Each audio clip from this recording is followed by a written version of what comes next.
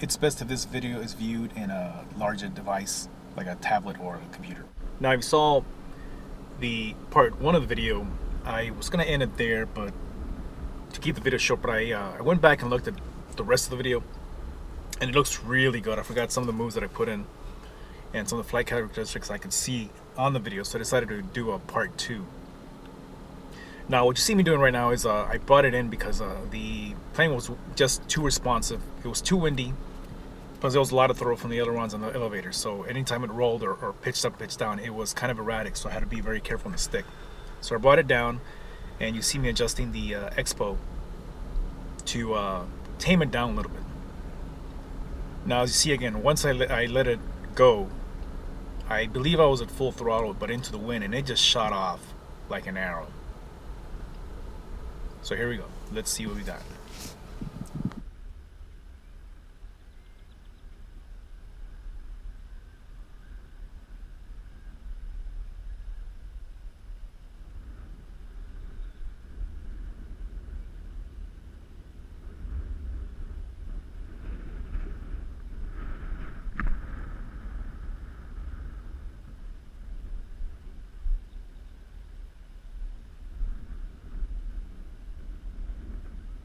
The direction I'm facing there is the direction the wind is going. So when you see me going that way in the park, I have a tailwind, so you just see it just shoot off. You after a while, you may not notice that it accelerates, because I know once turning in that direction, I cut back the throttle, because if not, it'll just get away from me. Now, you see here, it looks like it's just hanging in the air, just kind of just floating. Again, the reason it's doing that is I'm facing the wind, and there's a good about 6 to 8 mile an hour wind going on outside. I didn't want to wait, because I was really anxious to see the flight characteristics of this plane, and despite the wind, I went out there anyway. I'm kind of glad I did.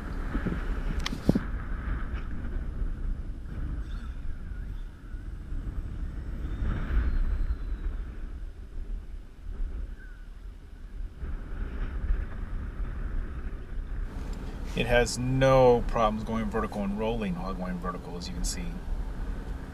I did it a couple of times trying to showboat, but I would have done more. But again, like the Delta, it's not painted, and that white plane against the white clouds, you just cannot see it after a while.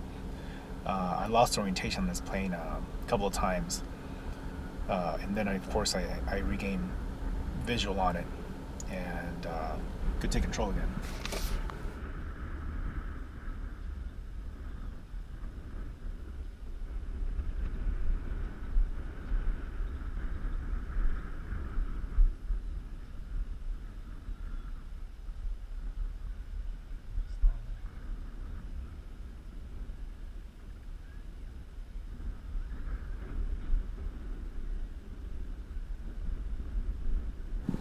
There's some scenes when you see me go low to the ground and do some smooth flying.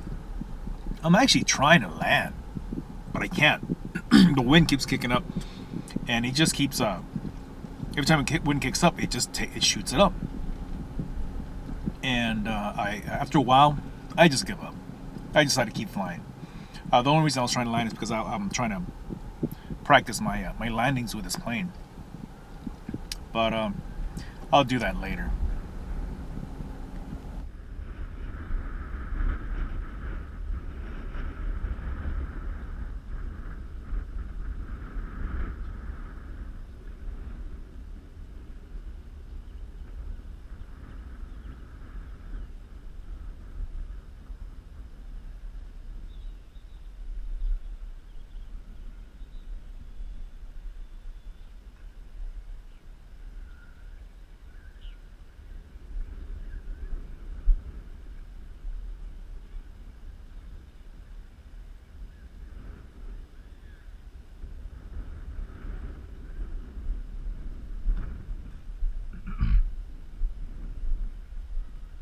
And I saw that landing. It was a little bit on the rough side.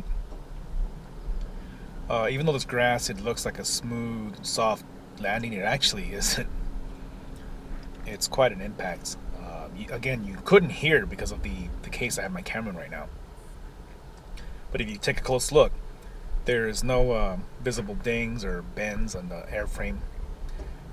One thing about this airframe is there is no reinforced materials supporting it through the body.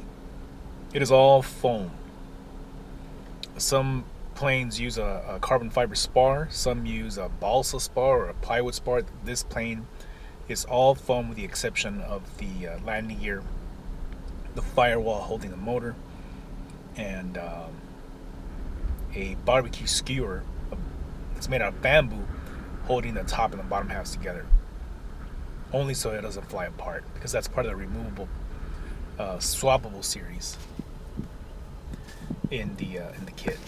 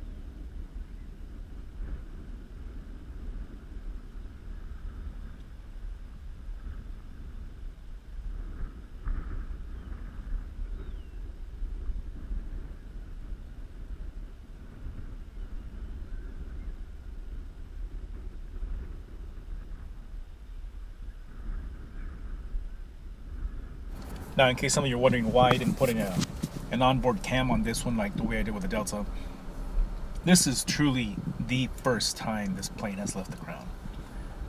So I wanted to make sure it was going to fly. I wanted to make sure that it had a good flying characteristics, that the balance is right based on the center of gravity according to the plans. Overall, I just wanted to make sure this thing could get off the ground and stay off the ground. For the next flight, I may mount the onboard cam so we can see what it looks like from the air.